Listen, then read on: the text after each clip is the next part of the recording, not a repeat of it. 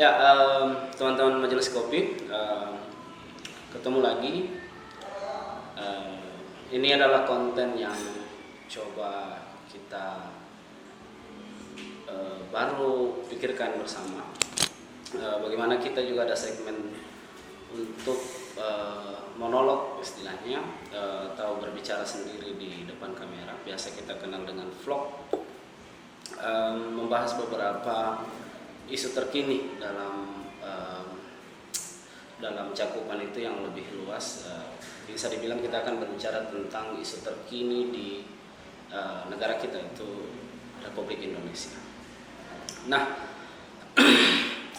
pada sesi kali ini atau pada kesempatan ini saya akan mencoba membahas atau mengulas sedikit.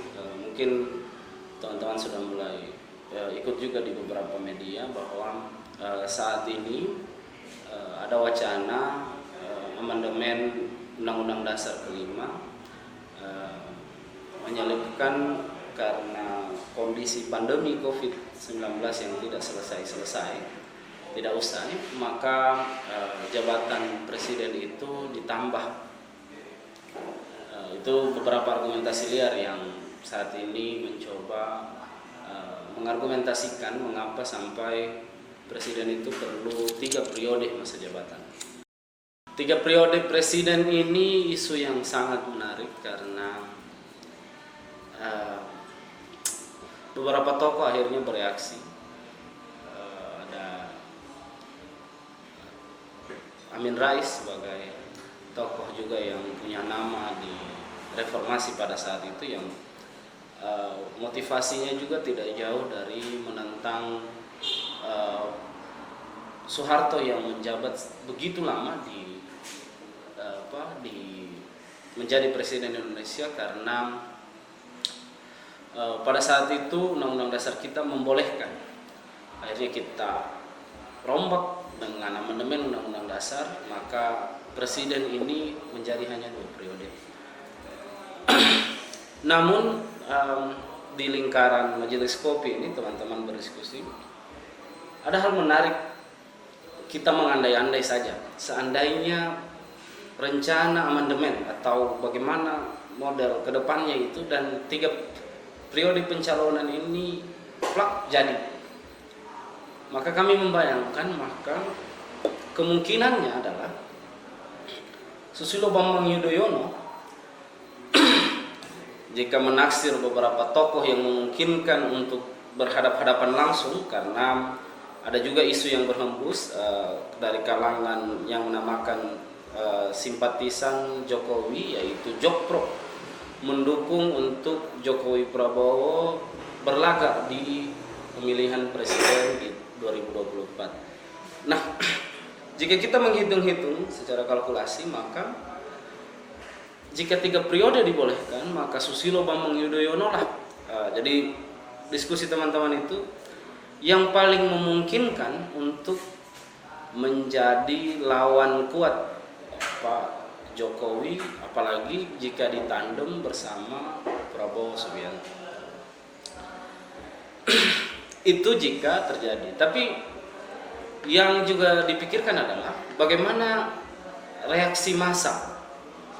Jadi teman-teman juga berbicara tentang apakah kita akan sebesar gaung 98 menjatuhkan Soeharto, atau seperti apa sebenarnya. Nah, kami membayangkan juga dari semua isu yang telah terlewat, yang sudah jadi di Indonesia, seperti RUU KPK, Omnibus Law yang berujung mental. Tapi pertanyaannya harus berubah. Kalau menelisik kejadian-kejadian kemarin, beberapa aksi besar di Indonesia di masa pandemi, dan RUU KPK lolos, RUU Omnibus Law Cipta Kerja itu lolos, meskipun aksi dari berbagai elemen di Indonesia itu menuntut hal yang sama untuk menolak hal tersebut, tapi mental juga. Nah, di kasus ini, kalau teman-teman melihat media-media mainstream di Indonesia, maka secara analisa kami yang agak serampangan, kami melihat bahwa ternyata soliditas koalisi yang selama ini kita bilang gemuk itu ternyata sudah tidak seperti awal Pak Jokowi menjabat. Sampai kader PDIP itu mengucap seperti ini, yang bisa dikutip di majalah Tempo itu, bahwa PDIP berkomentar seperti ini. Menurut PDIP 2 periode saja sudah cukup untuk berbakti, untuk pengabdian terhadap negara. Nah, hal ini juga bisa kita lihat bagaimana akan reaksinya, seperti ditulis Tempo juga ada 7 partai yang bereaksi dengan rencana 3 periode presiden. Ini menandakan bahwa sebenarnya koalisi yang dibangun, yang kita bayangkan sebelumnya juga diskusi di Majelis Kopi, teman-teman itu berdiskusi, andaikan Pak Jokowi mau dengan kondisi koalisi segemuk ini, maka apapun yang diinginkan, mengingat dengan koalisi sebesar itu pada saat MPR akan membahas, apapun yang dimau dalam undang-undang, seandainya Pak Jokowi mau 3 periode, maka ini akan jadi, langsung jadi. Tapi geliat 2024 yang teman-teman sudah rasakan dari berbagai aspek, misal spanduk-spanduk yang mulai tersebar tentang calon presiden, Golkar sudah mulai bergeliat, Partai Kebangkitan Bangsa PKB sudah bergeliat juga spanduk-spanduknya, ketua umumnya, kemudian disusul Demokrat. Yang paling heboh yaitu PDIP dengan Ketua DPR RI Puan Maharani. Nah, ternyata untuk jabatan seksi dalam tanda kutip presiden, partai-partai yang kemarin berkoalisi untuk mengusung Jokowi ini soliditasnya itu bisa dipertanyakan kembali. Ternyata memang untuk hal sebesar itu ternyata mereka tidak solid, dan argumen-argumen trauma Orde Baru itu mulai keluar dari tiap-tiap partai ini. Tapi ada hal yang paling menarik, yaitu partai yang mengusung Orde Baru juga sampai berkuasa 34 tahun itu ternyata juga bisa berargumentasi tentang mereka itu ternyata punya efek traumatik juga terhadap Orde Baru dengan masa jabatan yang begitu panjang. Jadi meskipun kita bisa lihat modusnya, kalau teman-teman menggunakan istilah itu saat ini, adalah karena mereka juga mau mengangkat atau mereka juga memiliki siapa calon presiden mereka yang saat ini digadang-gadang, yaitu Pak Menteri Ekonomi. Selanjutnya dengan wacana Pak Ganjar Pranowo juga menginginkan untuk menjadi, atau secara kasat mata kita lihat kampanye-kampanye beliau untuk menginstruksikan semua kader partai di daerah mempopulerkan kemudian beliau. Karena kalau kita lihat dari semua hasil survei, Pak Erlangga Hartarto ini ada di bawah rata-rata untuk menjadi presiden. Maka perlu usaha khusus untuk kemudian mempopulerkan beliau. Nah, dari survei juga, surveinya Indo Strategik itu, dia menyebutkan bahwa dominan pendukung Golkar dan PDI itu mendukung Jokowi menjabat 3 periode. Jadi ada kecenderungan pendukung Golkar dan PDIP itu setuju untuk jabatan presiden sebanyak 3 periode Jokowi. Nah, namun di Tempo juga memuat, Tempo.com memuat bahwa Presiden Jokowi sudah berkomentar dengan hal ini, bahwa dia pribadi tidak menginginkan jabatan 3 periode. Tapi ada hal yang harus teman-teman Majelis Kopi ingat untuk menjadi bahan diskusi kita. Pak Jokowi itu banyak pernyataannya yang sekarang jadi kenyataan. Jadi sampai ada yang menyebutkan kontradiksi pernyataan. Jadi kalau Jokowi bilang A, nanti jadinya B. Nah, jangan-jangan hal saat ini juga serupa. Misal juga beliau tidak mau jadi gubernur, terus jadi gubernur Jakarta. Terus beliau bilang juga tidak mau jadi presiden, gubernur saja belum selesai persoalan. Akhirnya beliau juga jadi presiden Indonesia. Nah, saat ini diminta berkomentar, beliau juga berkomentar bahwa cukup sudah 2 periode dan dia tidak menginginkan 3 periode. Soal servis. Ya, sampai juga kampus-kampus ternama memberi gelar dia presiden lip service. Nah, selanjutnya kalau dari semua elemen, jadi kita sudah membayangkan dan menganalisa tadi meskipun serampangan. Terus apa yang akan dilakukan atau bagaimana reaksi massa jika amandemen itu atau rencana amandemen itu akan dilakukan oleh MPR dengan satu wacana isu, yaitu 3 periodenya boleh presiden itu menjabat 3 periode. Nah, saat ini aksi-aksi yang akan dilakukan itu saya melihatnya bahwa itu akan jadi lebih mudah. Akan jadi lebih mudah goalnya. Maksudnya tuntutan-tuntutan dengan efek traumatik dipimpin oleh Pak Harto di Orde Baru dengan masa jabatannya yang begitu panjang, itu akan lebih mudah gol atau lebih mudah menang. Kenapa? Karena ada yang terancam juga di bagian bagi-bagi kekuasaan.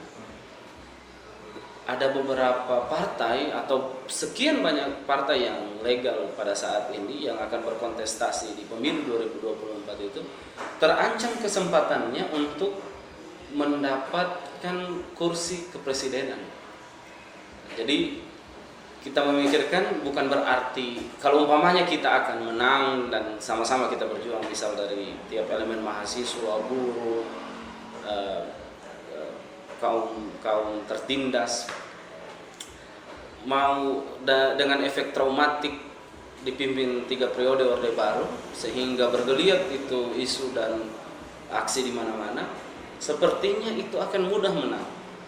Karena memang kita akan disokong dengan banyak tim ahli, dalam hal ini juga pimpinan-pimpinan partai, pressure massa masif, karena juga kemungkinan paling besar yang kita tidak pernah bayangkan selama ini di masa kepemimpinan Jokowi itu juga akan aksi. Siapa itu? Kader partai. Jadi kalau kita lihat rekam jejak aksi di Indonesia ini, tidak ada satupun kader partai yang mengatasnamakan dirinya untuk aksi di semua isu yang heboh di Indonesia, seperti Undang-Undang Omnibus Law Cipta Kerja ataupun kemarin RUU KPK, begitupun di RUU PKS-nya. Tidak ada yang mengatasnamakan menolak atau menerima seperti itu, yang tidak seperti PDIP waktu di zaman oposisi, waktu mereka demo menolak kenaikan BBM. Jadi tidak ada hal itu. Tapi hal ini akan mungkin terjadi jika wacana 3 periode kepresidenan itu dilanjutkan, maka aksi kita akan lebih mudah. Jadi bukan kalau kita mulai agak pongah dengan kita sudah bilang wah kita berhasil. Yang harus kita mulai selidiki atau analisa bahwa ternyata aksi ini lebih mudah karena banyak juga yang resah dalam hal bagi-bagi jabatan apalagi di level tingkat kepresidenan. Maka kita akan punya banyak sokongan masa aksi, termasuk tadi. Berarti selain meresahkan, isunya juga memikat. Isunya sangat memikat. Jadi di tataran diskusi kita di majelis kopi itu di beberapa hari yang lalu, kenapa sampai reaksi ini terjadi? Itu juga jadi pertanyaan juga teman-teman. Mengapa sampai koalisi yang kelihatan kemarin solid, itu kenapa sampai bereaksi lebih seperti ini? Misal tidak setuju dengan rencana 3 periodenya presiden. Nah, analisa serampangan kami berkesimpulan bahwa Jokowi itu, ini juga sempat ada beberapa artikel yang menulis bahwa alih kuasa dari partai, karena beliau juga petugas partai, ke Jokowi bersama kawan-kawan. Kita tahu beberapa lingkaran di kementerian yang PDI pun turut serta mengkritik kenapa sampai Golkar, kenapa harus Luhut, kenapa PDI sebagai partai yang mendukung tidak diberi jatah untuk untuk ekonomi dan penanganan COVID ini. Kenapa sampai tidak seperti itu? Kami mencurigai bahwa lingkup kekuatan yang dibangun Jokowi bersama kawan-kawan, bersama koalisinya itu sudah di luar lingkar kekuasaan partai-partai yang kemarin menyokong beliau. Atau berarti ini baru lagi. Ini lingkar kekuasaan yang baru. Ya, kita tidak heran di beberapa partai akhirnya memang dipecah untuk memang mengambil alih fungsi, seperti rencana kemarin bagaimana Demokrat di setting untuk pecah. Nah, kasus-kasus ini bisa menandakan bahwa analisa saya juga bahwa ternyata lingkup koalisi kemarin itu sebenarnya Pak Jokowi itu sudah di luar. Jadi kalau dibilang sudah tidak bisa diatur lagi. Jadi sudah tidak mengiyakan sepenuhnya apa yang dibilang Mega, seperti yang di meme-meme berkembang lah, sampai ada yang bilang menteri kita ini yang berkuasa ada 3, Luhut, Binsar, dan Panjaitan. Ya itu saja orangnya. Yang kita tahu dia bukan kader PDI. PDI seolah-olah dijauhkan dari lingkar kekuasaan. Begitu analisanya kita yang melihat bahwa Jokowi itu membangun kekuatan sendiri, sehingga rencana 3 periode itu bisa saja dimenangkan Pak Jokowi, apalagi menggait Gerindra, tokoh sebesar Prabowo yang kalau kita kutip juga Indo Progress punya hasil survei, di pertanyaan elektabilitas itu Prabowo paling tinggi. Nah, kenapa itu jadi hal momok menakutkan?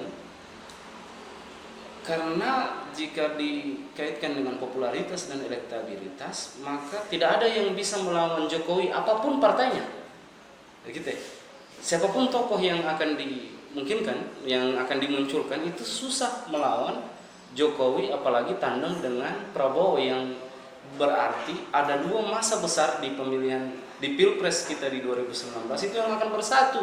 Itu momok yang sangat berbahaya bagi partai dan sangat riskan. Nah, riskannya tadi yaitu mereka tidak akan bisa menggapai. Nah, terus juga analisa kami berlanjut, kira-kira bisa tidak Pak Jokowi langsung buat kendaraan politik pada masa dia menjabat ini? Bisa saja dengan semua potensi yang ada. Jadi Jokowi Projo itu bisa saja langsung jadi partai untuk menuju 3 periode kalau memang hal ini dimungkinkan jika amandemennya berlangsung. Jadi semua hal kemungkinan ini bisa terjadi untuk 3 periode. Namun geliat masanya itu juga akan besar dan punya banyak elemen yang akan ikut, seperti yang saya sebutkan tadi, bahkan elemen kader partai itu, partai-partai besar akan ikut sama massa. Kenapa sampai disebutkan begitu? Karena tidak ada tokoh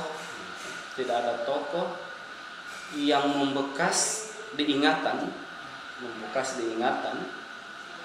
selain SBY di level kerja-kerjanya.